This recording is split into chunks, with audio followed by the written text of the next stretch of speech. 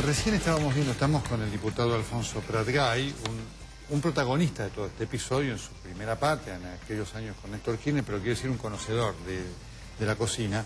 Él quiere hacer una aclaración. Ustedes estaban viendo el documento firmado por el juez Tomás Griesa, en donde deniega la cautelar. Ahora, después de esta respuesta de Prat-Gay, le quiero mostrar otro aspecto, otro aporte documental para que tengamos idea la cantidad de fondos y estructuras que están metidas en este juicio tan importante para la Argentina. ¿Usted quería hacer una aclaración recién? No, simplemente, a ver, para mí no es novedad lo de la decisión de Griesa de hoy. ¿Por qué? Porque el juez no puede ir en contra de su propio fallo, que ya tiene la ratificación de la Corte Suprema. Entonces, de oficio, el juez no puede reinstaurar una cautelar.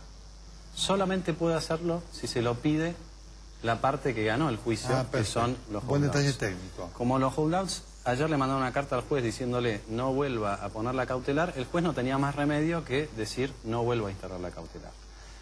Ahora, para mí la novedad de hoy no es el documento de Griesa, sino la acción que tomó el gobierno argentino de depositar en el Banco de Nueva York los fondos para ejecutar el pago del lunes. ¿Y usted lo interpreta como o apuntando a una estrategia de qué tipo? A ver, yo lo que no termino de entender es por qué el gobierno depositó todos los fondos, incluidos aquellos que sabe que le van a embargar, que son los correspondientes a aquellos bonistas de ley de Nueva York que están alcanzados por el fallo de Griesa. ¿Son los 900 millones de dólares? De 900 hay 300 millones que en el marco y en el paraguas del fallo, el Banco de Nueva York, que es el agente financiero del gobierno, no se los puede dar a los bonistas, se lo tiene que retornar al juzgado. Perfecto. Entonces, la pregunta que yo me hago es, o Argentina decidió tirar al tacho 300 millones de dólares, sabiendo que se lo iban a embargar, o hay una estrategia de negociación del gobierno que consigue que los fondos buitres cobren 300 millones de dólares en efectivo y que eso sea la prenda de negociación para empezar a discutir. Y en ese sentido, la audiencia de mañana es clave, porque podría ocurrir que efectivamente los fondos buitres pidan que se ponga la cautelar de vuelta, o simplemente... A cambio de estos 300 millones de dólares. A ver, que se entienda bien. Estos 300 millones de dólares, a ver, de los 900 hay 300 que no van a llegar a los bonistas porque lo impide la justicia americana.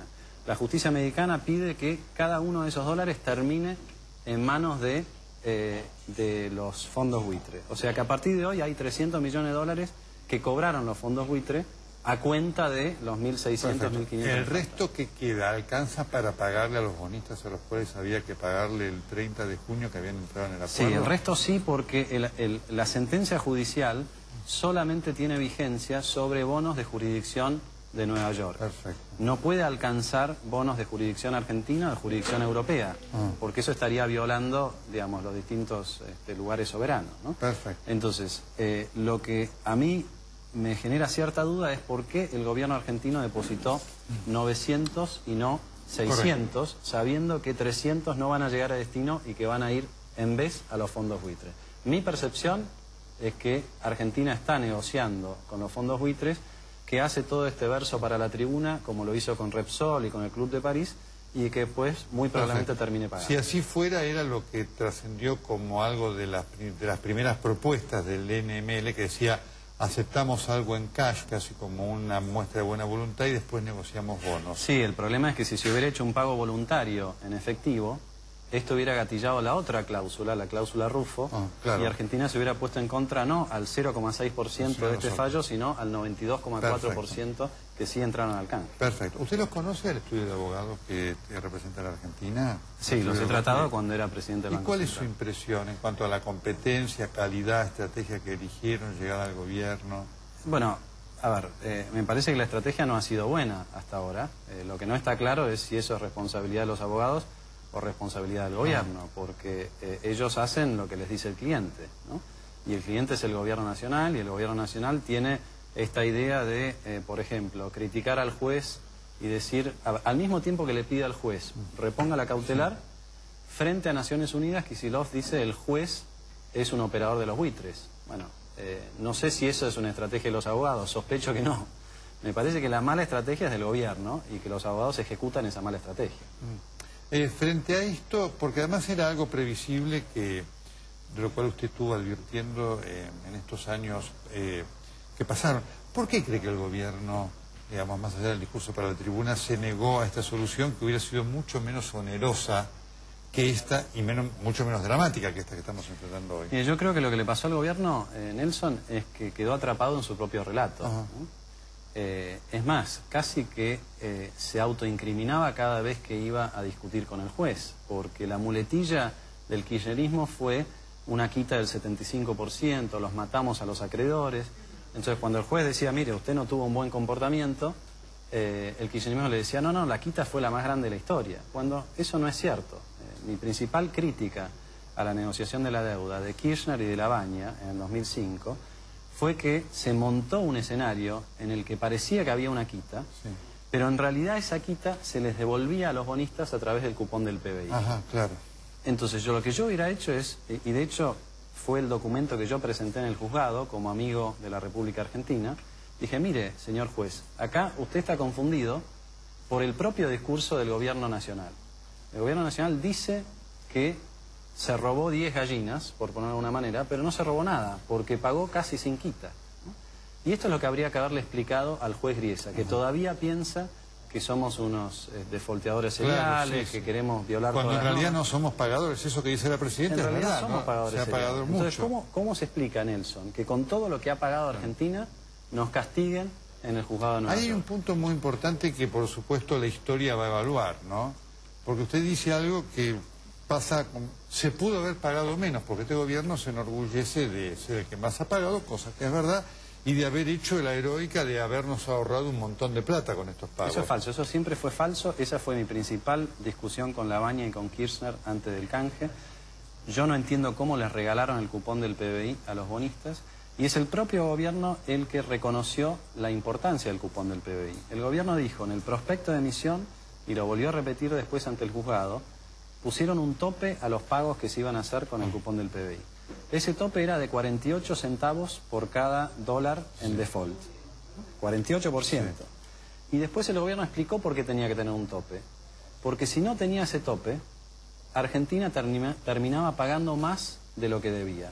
Vale decir, el propio gobierno reconoció, primero, que la quita era del 48%, no del 75%, y que estaba dispuesto a devolver la quita entera a través del cupón del PBI. Eso para la gente que no lo entiende. Con ese cupón se aseguraba el porcentaje de crecimiento que hacía que si usted al principio negoció perder el 48%, después lo recuperaba. Después lo recuperaba. Ahora, esto no se entendió porque era muy complejo. Claro. No lo entendieron los bonistas al momento del canje. No lo entendió el juez Griesa. Porque si no, no se puede explicar el fallo.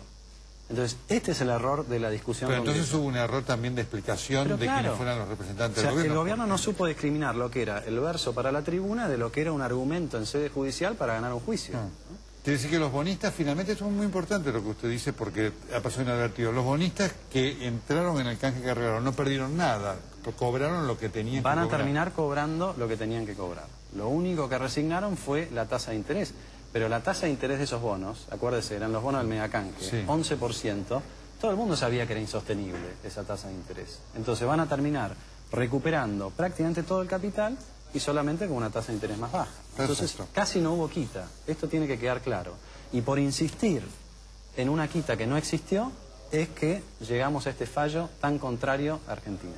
Si Argentina ahora, en su negociación, no logra reducir esa pena de Griesa, la quita va a terminar siendo negativa, Nelson. Fíjese usted qué paradoja. Qué bárbaro. Porque, por supuesto, pregunta final, todos, no solamente que estamos siguiendo, todos queremos que esto tenga pero absolutamente. ¿Qué pasa si no lo tiene? ¿Qué pasa si el lunes no se prolonga? Bueno, cosa que nadie quiere, porque esto es una catástrofe para todos nosotros, no solamente para al único que le conviene que Argentina entre en default es a los fondos buitres que ganaron el juicio, que además compraron seguros contra la posibilidad de que Argentina entre en default. O sea, el único que gana en una situación de default son esos fondos buitres. Todos los demás, el gobierno nacional, los bonistas que entraron al canje y, por supuesto, los 40 millones de argentinos que van a tener que sufrir las consecuencias del default, todos pagamos. El único que gana es el fondo buitre al que el gobierno dijo que quería dañar o que quería, qué sé yo, que todas las cosas que dijo. Perfecto. Voy a cerrar, ya estoy con José Bianco, mostrando esto. ¿no? Le voy a explicar qué es esto, ¿no? Lo va a ver y voy a tratar de leerlo de costado para que... Estos son los fondos que están abarcados por el fallo de Griesa. No es uno solo.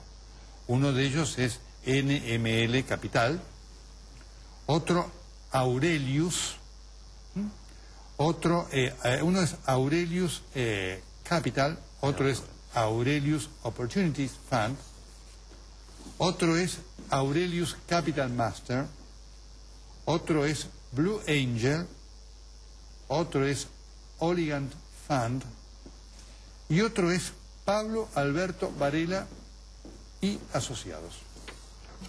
Estos son todos... Y después hay varios individuos también. Individuos, ¿no es cierto? Pero estos son los que como grupo están ingresados y abarcados por este fallo del juez de Nueva York, Thomas Griesa. Gracias, diputado, muy amable. Gracias a usted, Nelson. José, por favor. Nelson, vamos a empezar a...